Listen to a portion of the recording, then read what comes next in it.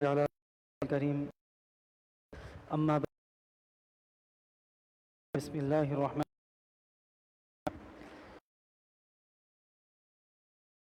الرحيم. عند الله تبارك وتعالى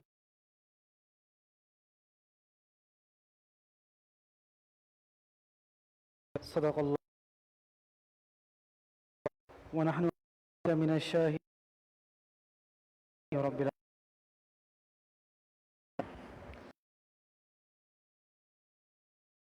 محترم سامعین، اس مجید کی جو کی ہے آیات کی تفسیر مفتی اعظم پاکستان حضرت مفتی رفیع عثمانی صاحب مدد اللہ العلی فرماتے ہیں، اللہ رب العزت نے پورے قرآن مجید کے اندر اسلام کے لیے دین کا لفظ استعمال کیا ہے. اسلام نے دین کا لفظ استعمال کیا ہے، مذہب کا لفظ استعمال نہیں کیا. ان الدین عند اللہ الاسلام، کہ بے شک اللہ کے نزدیک جو ہے وہ اسلام جو ہے وہ دین ہی ہے. تو فرماتے ہیں اس کی وجہ ہے اس لیے کہ آپ صلی اللہ علیہ وسلم نے بھی احادیث کے اندر بھی دین کے الفاظ کے ساتھ تعبیر فرمایا ہے، مذہب کا لفظ استعمال نہیں فرمایا. اور فرماتے ہیں کہ مذہب اور دین کے اندر ایک بڑا فرق ہے. وہ فرق کیا ہے کہ مذہب جو ہے وہ چند عقیدوں، چند عبادتوں اور چند اخلاقی معاملات پر کے مجموعے کا نام ہے، جبکہ دین اسلام یعنی دین یہ ایک مکمل ضابطۂ حیات ہے. یہ ایک مکمل ضابطۂ حیات ہے. اللہ رب العزت نے دین اسلام کے اندر ایسی کشش رکھی ہے کہ انسان جب دین کے مطابق زندگی گزارتا ہے اللہ رب العزت اسے حیات طیبہ نصیب فرماتے ہیں. اور یہی دین اسلام انسان کی پیدائش سے لے کر انسان کی موت تک ہر قدم پر رہنمائی اور ہدایت کرتا ہے. تو مسلمان کی پوری زندگی 24 گھنٹے کی زندگی وہ اللہ کے حکم کے تابع ہے. اور گویا کہ مسلمان ہر وقت ڈیوٹی پر ہے، جیسے کہ مفتی شفیع صاحب نور اللہ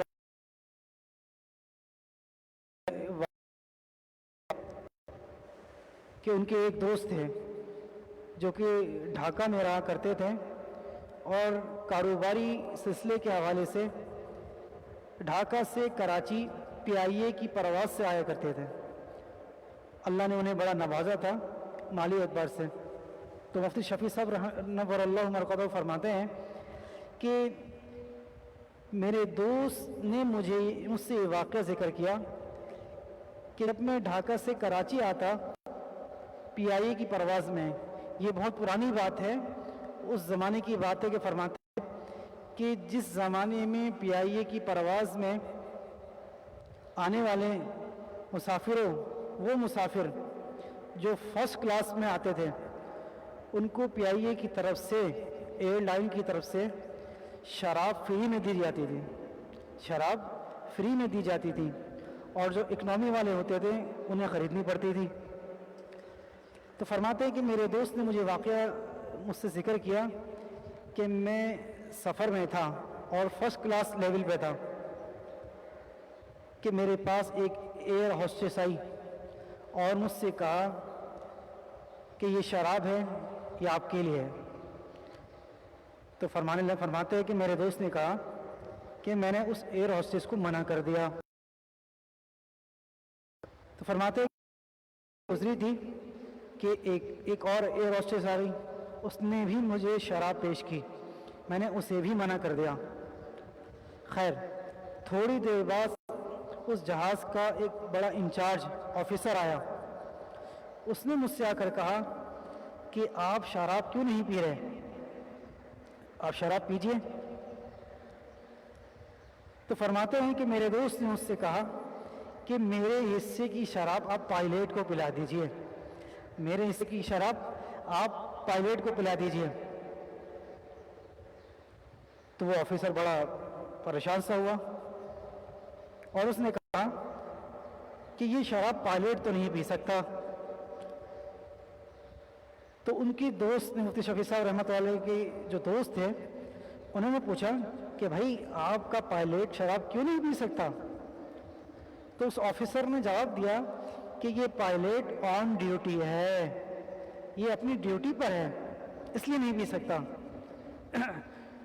تو انہوں نے فرمایا کہ میں مسلمان ہوں اور میں بھی ڈیوٹی پر ہوں، میں مسلمان ہوں، میں بھی ڈیوٹی پر ہوں، اور مسلمان جب اکیلا ہوتا ہے اس وقت بھی ڈیوٹی پر ہوتا ہے، مسلمان جب مجمع میں ہوتا ہے اس وقت بھی ڈیوٹی پر ہوتا ہے، اور مسلمان جب چھٹی پر ہوتا ہے اس وقت بھی وہ ڈیوٹی پر ہوتا ہے، اور مسلمان جب اپنے کام پر ہوتا ہے اس وقت بھی ڈیوٹی پر ہوتا ہے، اور مسلمان جب سفر پر ہوتا ہے اس وقت بھی ڈیوٹی پر ہوتا ہے، اللہ کے حکم کو پورا کرنے کے لیے ہمہ وقت تیار رہتا ہے۔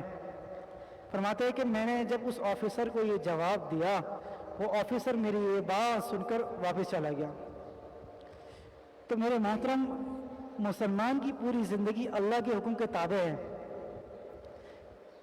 کہ اللہ کا حکم پورا کرنا یہ اصل مقصد ہے۔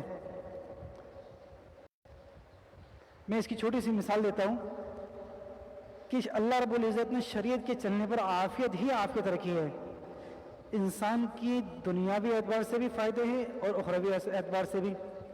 ایک حدیث میں حضرت حذیفہ رضی اللہ عنہ فرماتے ہیں کہ اللہ کے رسول صلی اللہ علیہ وسلم جب اپنے بستر پر تشریف فرماتے ہیں اور نیند کی کیفیت ہوتی اور بستر پر جب تشریف لے جاتے تو اپنا دایاں ہاتھ اپنے رخسار پر رکھا کرتے تھے۔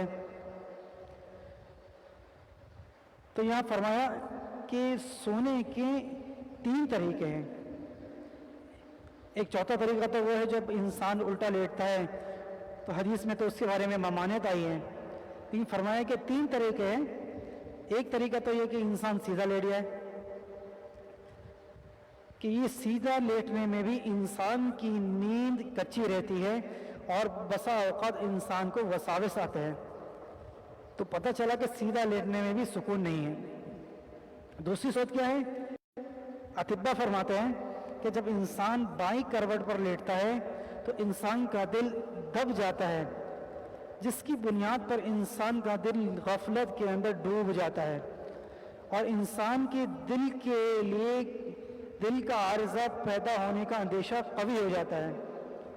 جبکہ اس کے برعکس رسول اللہ صلی اللہ علیہ وسلم کی سنت کے مطابق جب دائیں کروٹ پر انسان سوتا ہے تو اللہ تبارک و تعالیٰ کی طرف سے ایک حکمت ہے کہ انسان کا یہ دل اوپر کی جانب ہو جاتا ہے اور انسان دل کی بیماریوں سے محفوظ ہو جاتا ہے۔ تو میرے محترم، اللہ رب العزت نے دین پر چلنے پر ہی عافیت اور سکون اور اطمینان رکھا ہے۔ اسی کے ذیل میں حضرت ڈاکٹر عبدالحی صاحب نفع اللہ مرقدہ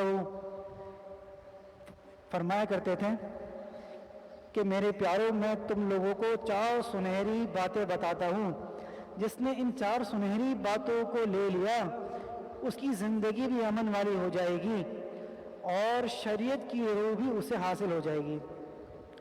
فرمایا کرتے تھے کہ جب بھی تمہارے مزاج کے مطابق کوئی معاملہ پیش آ جائے، مثال کے طور پر تم گھر گئے، تم نے بچوں کو دیکھا، تمہارا دل خوش ہو گیا تو تم کہو الحمدللہ۔ تم نے اپنے والدین کو دیکھا، تمہیں خوشی ہوئی، تم کہو الحمدللہ۔ فرمایا کہ جب تم اس کی عادت بنا لو گے تو اللہ رب العزت کے ہاں تم شکر گزار بندوں میں شامل ہو جاؤ گے۔ اور دلیل دیا کرتے تھے کہ اللہ رب العزت کا جو قرآن ہے، جو اللہ نے نبی علیہ الصلوۃ والسلام پر اتارا، اس پورے قرآن کا خلاصہ سورہ فاتحہ ہے، اور سورہ فاتحہ کو اللہ نے الحمدللہ سے شروع فرمایا۔ اور پھر فرمایا کہ دوسری چیز کیا ہے کہ جب تمہاری مرضی کے خلاف کوئی کام ہو جائے تو فوراً انا للہ و انا الیہ راجعون پڑھ لیا کرو۔ آج کل ہمارے یہ کانسیپٹ ہے کہ ذہن میں یہ باتیں بیٹھی ہوئی ہیں کہ جب کسی کا انتقال ہوتا ہے تو اسی وقت یہ پڑھا جاتا ہے، حالانکہ ایسا نہیں ہے۔ حدیث میں آتا ہے کہ نبی علیہ الصلوۃ والسلام ایک جگہ تشریف فرما تھے، آپ صلی اللہ علیہ وسلم کے سامنے ایک چراغ رکھا ہوا تھا، وہ چراغ بجھ گیا۔ اللہ کے نبی علیہ الصلوۃ والسلام نے فرمایا انا للہ و انا الیہ راجعون۔ تو پتہ چلا کہ جب مسلمان پر کوئی پریشانی پہنچے اس وقت انا للہ و انا الیہ ہے کہ کسی کی چیز کھو جائے اور وہ انا للہ ہی پڑھتا رہے تو اللہ تبارک و تعالیٰ اسے اس چیز کو واپس لوٹا دیتے ہیں۔ تو فرمایا کہ جو شخص الحمدللہ اور انا للہ کے ساتھ اپنی زندگی گزارے گا، اللہ تبارک و تعالیٰ اسے صبر اور شکر والا شمار فرما دے گے، اور صبر اور شکر کرنا یہ اللہ کو بہت پسند ہے۔ آگے فرماتے ہیں ڈاکٹر عبدالحی صاحب نور اللہ مرقدہ کہ تیسرا عمل جو ہے وہ استغفر اللہ۔ فرمایا کرتے تھے کہ جب تم گناہ کر لو تو فوراً استغفر اللہ یہ الفاظ اپنی زبان سے دہرا لو، اللہ تبارک و تعالیٰ تمہارے گناہوں کو معاف فرما دے گے۔ اور آگے فرمایا کہ چوتھی چیز کہ جب تم کسی جگہ پر ہو اور تم کسی کاروبار میں ہو یا کسی معاملات کے اندر پھنس جاؤ، تمہیں سمجھ میں نہ آئے، یا کسی رشتہ داروں کے ساتھ رشتہ ٹوٹنے کا خطرہ ہو، تو فرمایا کہ اعوذ باللہ پڑھ لو، اعوذ باللہ پڑھ لو، اللہ تبارک و تعالیٰ تمہیں ان ساری پریشانیوں سے تمہاری حفاظت فرما دے گے۔ تو حضرت نے فرمایا کہ یہ 4 سنہری اصول ہے کہ جس نے اپنی زندگی کے اندر یہ 4 اصول اپنا لیے، گویا کہ اللہ تبارک و تعالیٰ اس سے ذاکرین میں اس کا شمار فرما دے گے۔